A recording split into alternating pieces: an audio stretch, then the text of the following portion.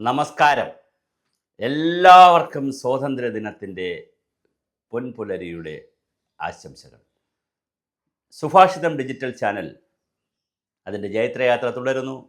ഇതെല്ലാവരും കാണുക, പരമാവധി സബ്സ്ക്രൈബ് ചെയ്യുക, ഷെയർ ചെയ്യുക, ലൈക്ക് ചെയ്യുക, കമൻറ്റ് ചെയ്യുക, സംഭാവനകൾ അയച്ചു തരിക, പരസ്യങ്ങൾ നൽകുക. നിങ്ങളുടെ ഏത് നിർദ്ദേശവും ദുഃഖവും ആവലാതിയും സങ്കടവും ഞങ്ങളെ കൂടി അറിയിക്കുക. ഞങ്ങളത് ലോകത്തെ അറിയിച്ചിരിക്കും, മറ്റൊരു താല്പര്യവുമില്ലാതെ. ഇന്നിപ്പോൾ സ്വാതന്ത്ര്യദിനത്തെക്കുറിച്ച് തന്നെ നമുക്ക് സംസാരിക്കേണ്ടി വരുന്നു. 1947 ഓഗസ്റ്റ് 15 വെള്ളിയാഴ്ചയായിരുന്നു. ഇന്നും ഒരു വെള്ളിയാഴ്ചയാണ്.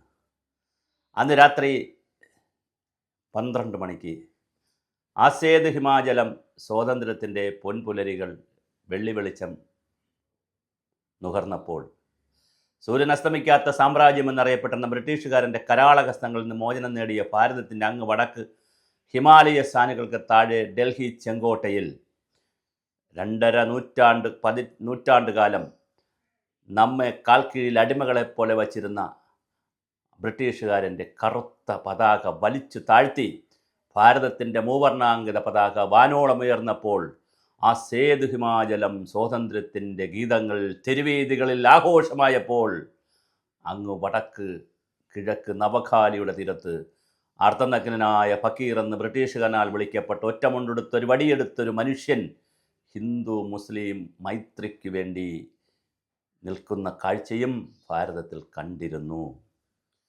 ഭാരതത്തിൻ്റെ ഡൽഹിയിലാണ് അധികാര കൈമാറ്റം നടക്കേണ്ടതെങ്കിലും അതിൻ്റെ ചർച്ചകൾ നടന്നത് കൂടുതലും ബോംബെയിലാണ്.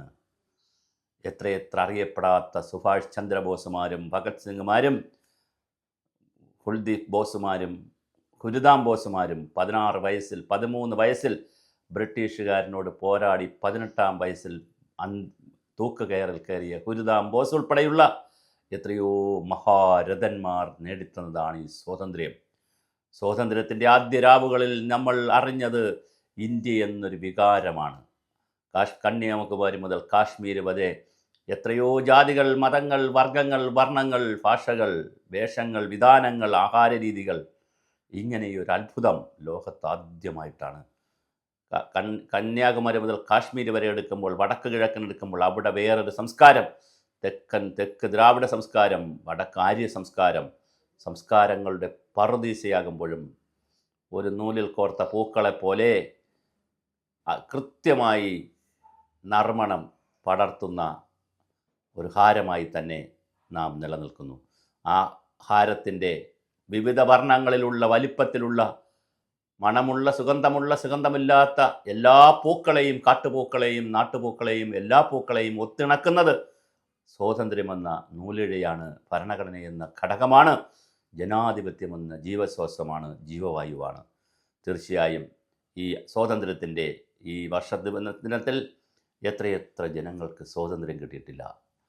സ്വന്തമായി ജീവിക്കുവാനുള്ള സ്വാതന്ത്ര്യം, നല്ല ഭക്ഷണം, നല്ല വായു, നല്ല ജോലി, അന്തസ്സായി ജീവിക്കുവാനുള്ള ജോലിയിടങ്ങൾ, ഇതൊക്കെ ഇപ്പോഴും ഭാരതീയൻ്റെയും കേരളീയൻ്റെയും സ്വപ്നം തന്നെയാണ്.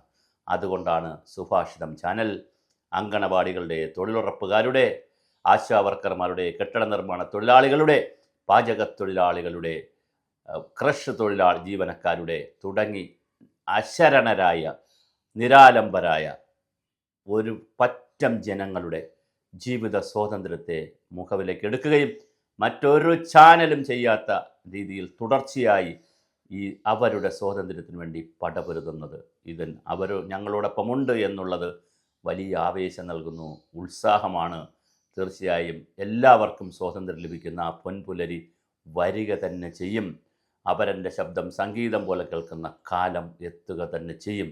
സബർമതി ദൂരെയല്ല, നമ്മുടെ അടുത്ത് തന്നെ എത്തും. എത്ര കാതം നടന്നാലും, ആരൊക്കെ തളർന്നാലും നമുക്ക് മുന്നോട്ട് പോകണം. സത്യം നമ്മളോടൊപ്പമാണ്. നമുക്കെല്ലാവർക്കും സ്വാതന്ത്ര്യം കിട്ടുന്ന ആ പൊൻപുലരിക്കായി നമുക്ക് കാത്തിരിക്കാം, ഒത്തൊരുമയോടെ പണിയെടുക്കാം. എല്ലാവർക്കും സ്നേഹം നിറഞ്ഞ സത്യത്തിൻ്റെ, സമത്വത്തിൻ്റെ, സ്നേഹത്തിൻ്റെ, സാഹോദര്യത്തിൻ്റെ, സമ്പൽ സമൃദ്ധിയുടെ, സഹകരണത്തിൻ്റെ, സഹാനുഭൂതിയുടെ 1000 സ്വാതന്ത്ര്യദിന ആശംസകൾ.